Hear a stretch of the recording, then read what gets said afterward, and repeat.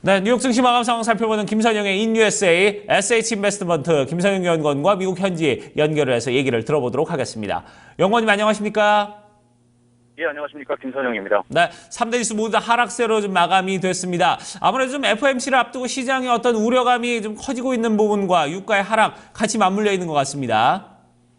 예, 그렇습니다. 지난 금요일 뉴욕 증시는 여러 악재가 겹치면서 3대 지수가 모두 2%대 폭락세를 보였으며 특히 다우존스와 S&P 500 지수는 올 들어 마이너스를 기록하게 됐습니다.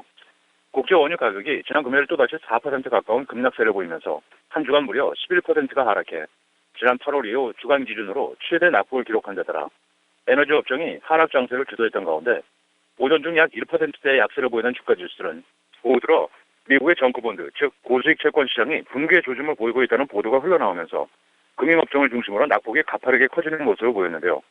고수익 채권 관련 뮤추얼 펀드 업체인 서드 에베뉴가 고객들의 환금 요청을 당분간 허락하지 않을 것이라고 밝힌 것이 같은 우려를 키웠습니다. 결국 연준의 금리 인상에 가까우면서 이들 채권에 대한 인기가 크게 줄어든 것이 황금 연초로 이어졌고 유동성이 극히 적은 정크본드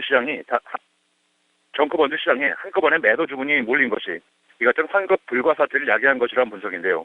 일각에서는 이번 사태를 지난 2008년의 서브프라임 사태에 비교하는 등 투자자들의 불안감도 증폭되는 모습입니다. 업종별로는 금광업종과 유틸리티만이 소폭 상승했던 반면 거의 전 업종이 하락했던 가운데 증시의 공포지수인 변동성지수 빅스가 28%가 폭등하면서 투자자들의 불안 심리를 대변했고 마지막으로 안전자산 선호 현상으로 인해 10년 만기 국채금리는 전일 대비 크게 내린 2.17%의 거래를 마감했습니다.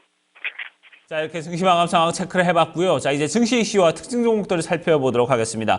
이 테슬라의 앨런 머스크 CEO가 비영리 회사 오픈 AI를 설립한다면서요? 예, 그렇습니다. 전기 자동차 업체 테슬라 모터스의 일론 머스크 CEO를 중심으로 실리콘밸리의 큰 손들이 1조 원 이상을 투자해 인공지능, 즉 AI를 연구하는 비영리 벤처 회사를 세운다는 소식입니다. 테슬라 모터스의 CEO인 앨런 머스크는 자신의 트위터 계정을 통해 비영리 회사 오픈 AI를 창립하기로 했다고 발표했는데요.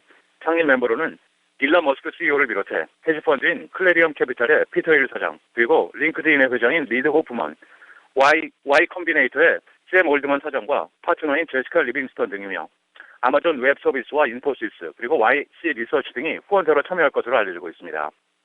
지난 금요일 주요 종목들입니다. 예상을 상회한 분기 실적과 함께 연간 전망을 상향 제시한 소프트웨어사 어도비 시스템스는 시장의 급락에도 불구하고 2.8%의 상승세를 보였습니다. 신용평가사 스탠다드&푸어스가 KFC와 피자회사 모회사인 외식업체 연브랜드의 신용 등급을 트리플 B에서 초기 등급인 더블 B로 하향 조정했다는 소식으로 연브랜드의 주가가 2.7% 급락했으며 증권사 BofA 메릴린치가 투자 의견을 중립에서 비중 축소로 낮춘 데 따라 사무용품 판매업체 스테이플스는 4.6% 하락세를 보였고 다우지수의 구성 종목인 대형 제조사 유나이티드 테크놀로지는 향후 3년 내 총 15억 달러를 절감하는 구조조정안을 발표하면서 0.6%의 소폭 하락세를 보였으며 마지막으로 2020년까지 하이브리드와 전기차 사업 개발을 위해 총 45억 달러를 투자한다고 밝힌 미국 2위 자동차 업체 포드는 2.3% 하락하며 거래를 마감했습니다. 네. 자, 이렇게 저희가 증시 이슈와 특징 종목들을 살펴봤고요. 자, 이번 주에 일정들도 좀 체크를 해봐야 될 것 같습니다. 경제지표 일정, 실적 발표, 기업들의 일정들 좀 체크를 해주시죠. 예, 먼저 경제지표입니다. 12월 15일, 11월에 소비자 물가인 CPI를 시작으로 12월에 뉴욕 지역 제조업 지수인 엠파이어 스테이트 인덱스, 그리고 12월에 주택시장 지수가 예정되어 있습니다. 12월 16일엔 11월에 주택 착공과 건축 허가 건수, 11월 산업 생산, 주간 모기지 신청 건수, 주간 원유 재고, 그리고 증시가 주목하고 있는 FOMC의 금리 결정이 발표됩니다. 12월 17일엔 주간 실업수당 청구 건수, 12월 필라델피아 지역의 제조업 지수, 11월 경기 선행 지수가 각각 발표될 예정이며 실적 발표 기업들을 보면 12월 14일 커넥스, 베리폰, 퓨얼셀 에너지, 12월 15일엔 팩트셋, 하이코, 피크리조트, 12월 16일엔 페덱스, 데비스타, 조이 글로벌, 제이빌 서킷, 피어원 임포츠, 오라클, 17일엔 엑센추어, 제너럴 밀스, 라이레이드, 위너베고, 마벨 테크놀로지, 레드햇, 마지막으로 12월 18일엔 블랙베리, 카맥스, 레나, 다든 레스토랑, 그리고 카니발 등이 지난 분기 실적을 발표할 예정입니다.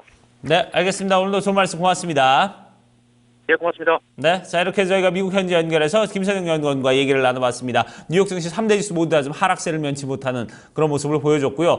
시장의 공포감이 좀 계속해서 좀 많이 올라가고 있는 그런 상황입니다.